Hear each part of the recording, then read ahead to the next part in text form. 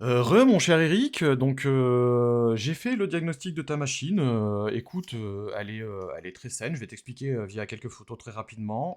Il y a tout à fait de quoi en faire bah, ce que tu veux en faire. Voilà. Donc, eh ben, on passe directement aux petites photos. Je t'explique très rapidement et puis je te contacte par la suite. Ok? Allez, c'est parti. Donc là, la première photo, donc j'ai démonté la machine.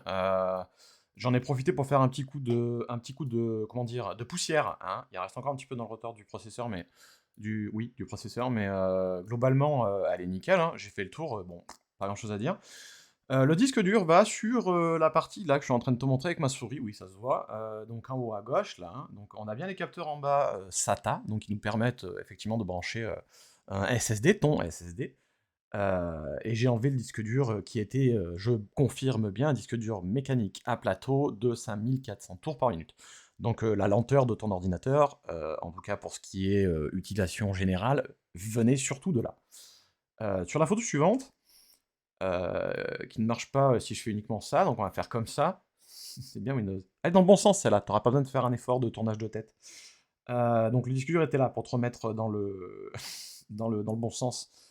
À droite, j'ai pris cette photo parce que tu vois, il y a un espace là, voilà. Sous l'espèce d'autocollant métallique que j'ai légèrement décalé pour pouvoir te le montrer, il y a une barrette de RAM, donc les fameux 4 Go disponibles sur ton ordinateur, mais ils sont soudés, intégrés à la carte mère, d'accord? Et j'ai regardé de la DDR4 à 933 MHz, donc c'est une fréquence très inattendue, un peu bizarre.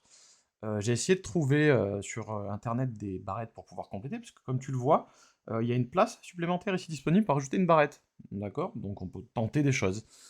J'ai pas trouvé ces fameuses barrettes en DDR4, quelque chose de très moderne, relativement moderne, en 933 MHz, qui est une fréquence relativement basse. Alors est-ce que c'est quelque chose de spécifique chez eux et que ça explique que c'est soudé sur la carte? Bon, bref. Il y a des choses à essayer là-dessus, mais je reste quand même un peu dubitatif, voilà. Pas grand chose d'autre à dire sur cette photo, je passe à la suivante. Ça, c'est ton fameux disque dur. Donc voilà, le Seagate, c'est une marque, une bonne marque. Le hard drive disk, donc disque dur mécanique, hein, disque dur, de 500 Go, de 5400 rotations par minute. Il va très bien ce disque dur, hein. C'est juste que bah, il a quelques années, il est pas très haut de gamme et du coup, bah, il fait ramer un peu tout. Ça, c'est juste une photo, une jolie photo. Qu'est-ce que t'en penses? Non, c'était juste pour montrer cette espèce de fiche là qui passe, qui fait une espèce de pont avec l'espèce de connecteur à droite là qui est sur le côté que j'ai dû démonter pour pouvoir enlever le fameux disque dur qui était à gauche.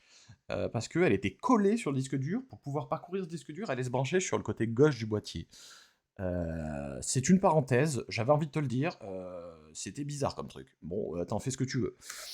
Ça, c'est un petit screenshot bien dégueulasse. J'espère qu'au niveau de la vidéo, ça rendra mieux. C'est juste pour te prouver, effectivement, au niveau de l'interface en bas, que tu as bien SATA 6 gigabits seconde à 6 gigabits seconde, donc qui est en fait la norme pour brancher des SATA et des SSD. Donc aucun problème pour brancher ton SSD, c'est validé. Sur la Next, il me le fait une fois sur deux, le coup je peux, allez hop.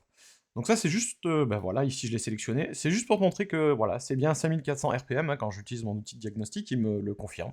Seagate 500 Go, 6 gigabits seconde. Ok. Sur la suivante, et bah, c'est la même, donc c'est impeccable. Et la dernière, c'est voilà, pour te montrer l'état d'utilisation de ta batterie, surtout le taux d'usure, qui est ici de 5,6%, donc ce qui est très peu, ça veut dire qu'elle est encore 95% en bon état, grosso merdo, hein. Donc c'est bien, t'as une batterie aussi qui est saine et qui va bien fonctionner. Donc là, je l'ai mis en charge pour voir s'il va jusqu'à 100% et s'il tient bien une fois débranché. Mais ça ne m'étonnerait pas, parce qu'effectivement, le taux d'usure est très bas, donc c'est bien, c'est très très bien, la batterie est encore très bonne. J'ai une autre image, mais je te la montre pas, je te l'explique uniquement, sait-on jamais, voilà. J'ai récupéré les identifiants de ton Windows pour la réinstallation, donc il n'y a pas besoin d'acheter une nouvelle licence Windows, hein, logiquement, puisque ben, quand tu as acheté cette machine, elle était vendue avec une licence Windows, donc j'ai récupéré la clé d'installation, et il suffira au moment de la réinstallation ben, d'utiliser cette fameuse clé. Je crois que j'ai tout dit, j'étais un peu rapide, mais c'est histoire de pas te faire une vidéo de 3 heures non plus, pas non plus des millions de choses à dire. Je lui mettrai aussi un petit coup de nettoyage sur l'extérieur, histoire qu'elle soit clean.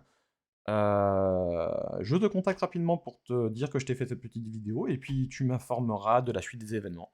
Merci beaucoup, et à très bientôt.